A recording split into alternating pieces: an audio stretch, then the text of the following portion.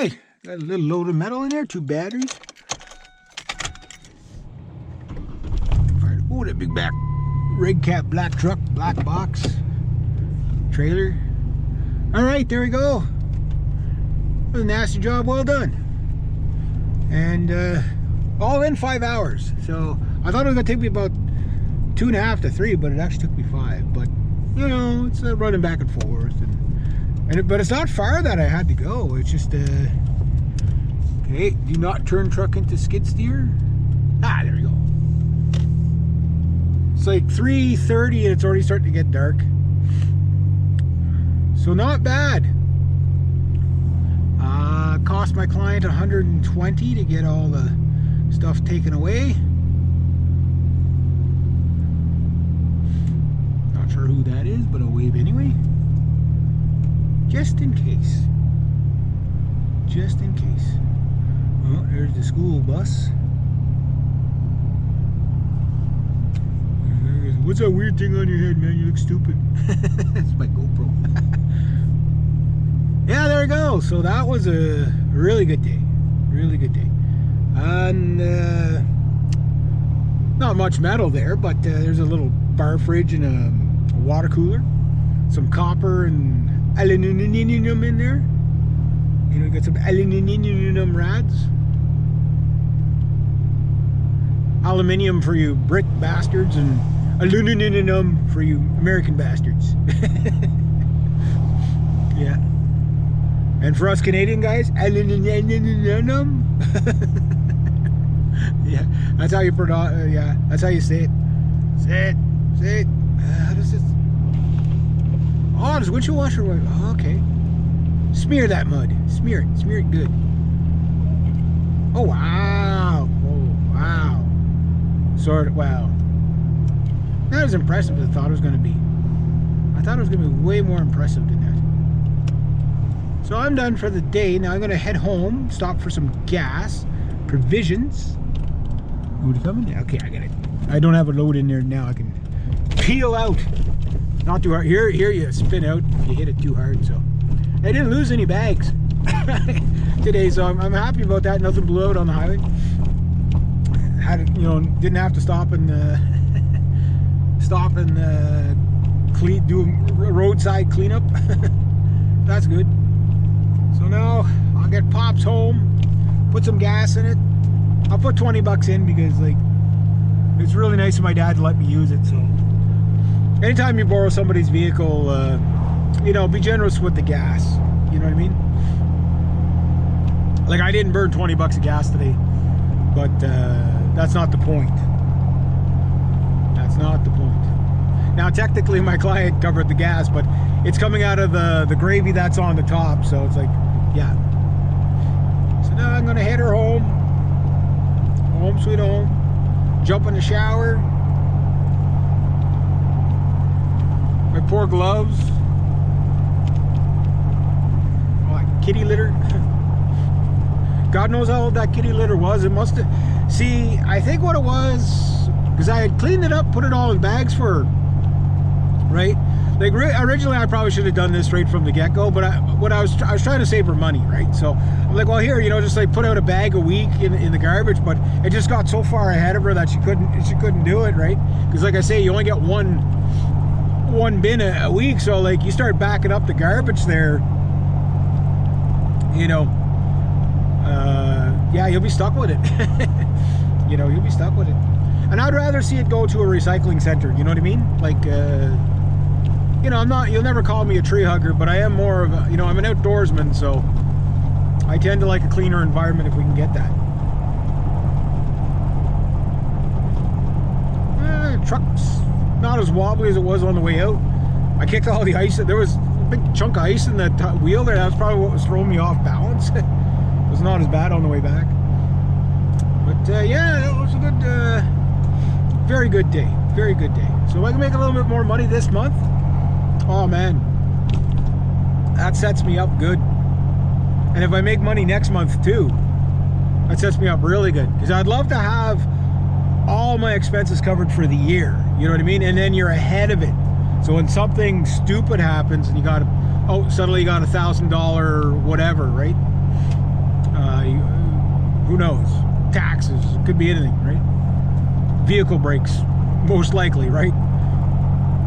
So yeah, so that sets me up. Plus, the sooner I can get my credit card paid down, the sooner I can start reinvesting into more equipment. Because I need a bass amp, and I need another guitar amp. My guitar amp, my big speaker cabinet is fine, but like, I mean, you don't need to lug that thing. Like, I like playing it, but I don't like carrying it around. You know what I mean? And I don't think it'll fit my Civic. So, it's like, I don't have a hatchback. I just have a car. It's you can't fit much of that little guy. You got to really squeeze things in there, you know. And my Mesa Boogie 4x12 cabinet might not fit in there. You know, if I had to guess at it, I just don't, you know, and you might get it in there, but then good luck trying to get it out. You break your back trying to get it out, right? So I just think it, you know, go with a smaller amp. That should be the way to do it. No, not Backle Bob. Oh, no. If it was, I would have stopped. Give him a ride. Save him some walking. Not sure who that was. I know the place, but I didn't recognize the bonhomme walking around there. For you Anglophones, bonhomme is man in French. So tomorrow, if I can knock the ice off the roof, might be an hour, 2 hours there, a little extra. That could be good. But yeah, no, the amps I've got picked out can close their door properly. There we go. The amps I got picked out that I would like to get are I'd love to have the Blackstar Amp 2, which is not an amp, it's a floor pedal amp, because that'd be great for gigs, but it only works if there's a big PA. There's no PA, then you got to carry a spare cabinet. So if I had to carry a cabinet anyway, I'd just get a little combo amp. And of course, if I want a tube combo amp and you want something that can do a lot more modern, it's the 5150 or the PRS Archon. That thing is crazy. Like, I'm so impressed with the PRS Paul Reed Smith stuff, because like, you don't see them as like metal guys, but they know that their demographic is, you know, like the 60s boomer rocker is, you know, like Gibson still caters to that, right? A lot of people like the Gibsons, but the Gibsons are not modern sounding. I love my Gibsons, I do. I love Les Pauls, I love my SGs. You know, my SG61 reissue is my favorite guitar ever. But it's not modern, right? So PRS, they're giving you modern pickups, you know. They still have lots of guitars that cater to the vintage stuff, right? And that's fine for the country players and everything like that. But the majority of people that are going to be, you know, like the majority of young lads aren't going to be playing country.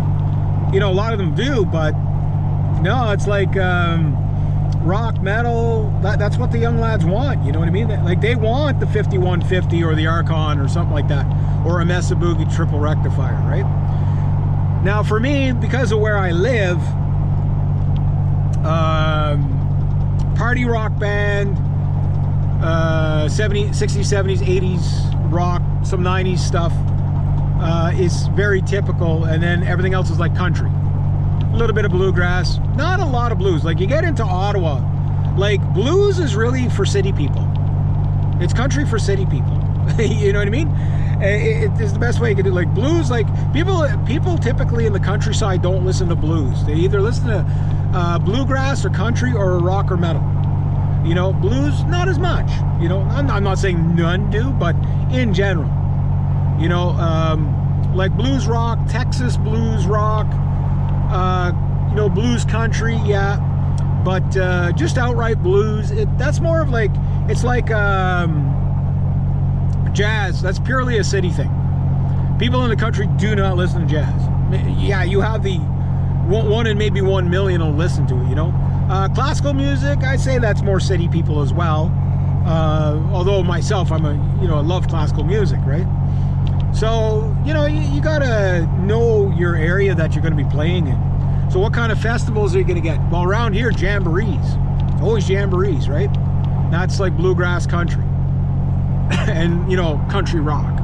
A lot of that. So, I do have to get an amp that can do that. Is what I'm getting at anyway. Always do everything so long-winded.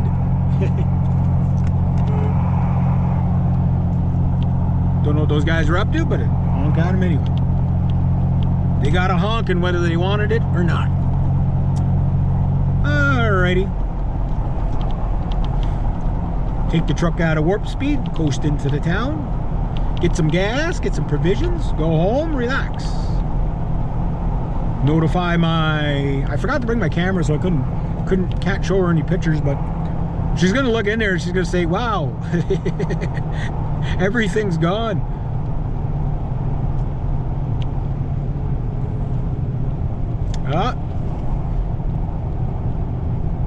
Mr. Dennis is out.